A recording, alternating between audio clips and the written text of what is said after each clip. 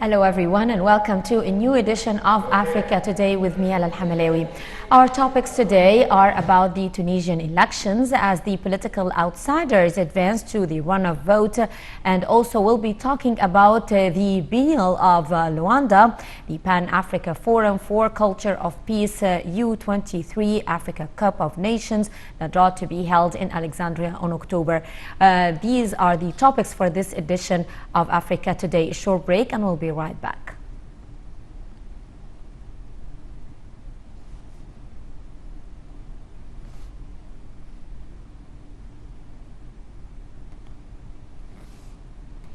And we start with the lead with Tunisia, as two political outsiders will compete in the runoff vote to become Tunisia's next president after they top the first round of voting.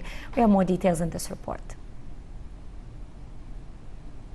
An independent candidate and law professor, won a shock victory with 18.4% of Tunisia's Sunday vote.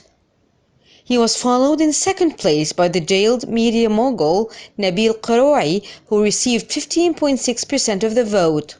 They saw off a crowded field of 24 other candidates who put themselves forward for the presidency. The result marks a blow for the political establishment, including for Prime Minister Youssef Chahed and former interim President Monsef Marzouki, who both failed to progress to the runoff.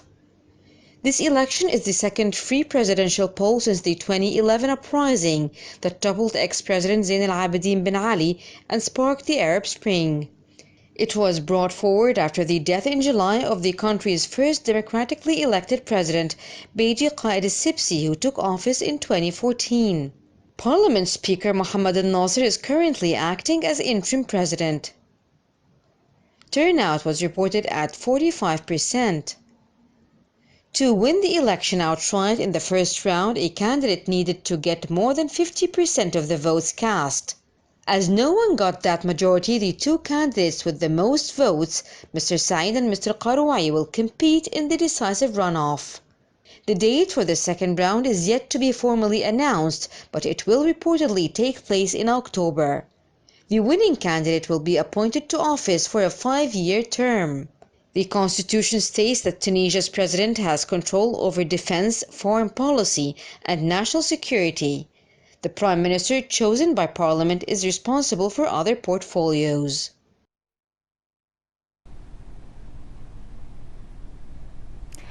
The Pan-African Forum for the Culture of Peace is being held in Luanda from the 18th of September until the 22nd. And the organizers say that the encounter is a platform for promoting cultural diversity and African unity. We have more details in this report. A 5-day Concept of Peace Forum is held every 2 years in Luanda, the capital of Angola. This year, it takes place from the 18th to the 22nd of September. The Culture of Peace concept was first defined in Africa during the International Congress on Peace in the Minds of Men, organized by the UNESCO in Yamoussoukro, Côte d'Ivoire in 1989.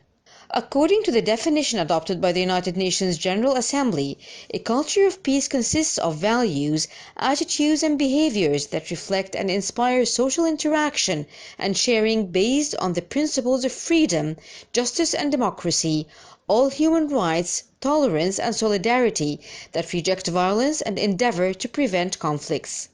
The idea of launching the Biennale for a Culture of Peace draws its inspiration from the Charter for African Cultural Renaissance too, which advocates that culture is the most effective means for enabling Africa to increase its share of worldwide scientific production and overcome the challenges of globalization. It is a platform for promoting cultural diversity and African unity, a special meeting that brings together every 2 years actors and partners of a Pan-African movement for the prevention of violence and conflict and the consolidation of peace. The main objective is to grow the Pan-African movement for a culture of peace and nonviolence through the establishment of partnerships involving governments, civil society, artistic and scientific community, private sector, and the international organizations.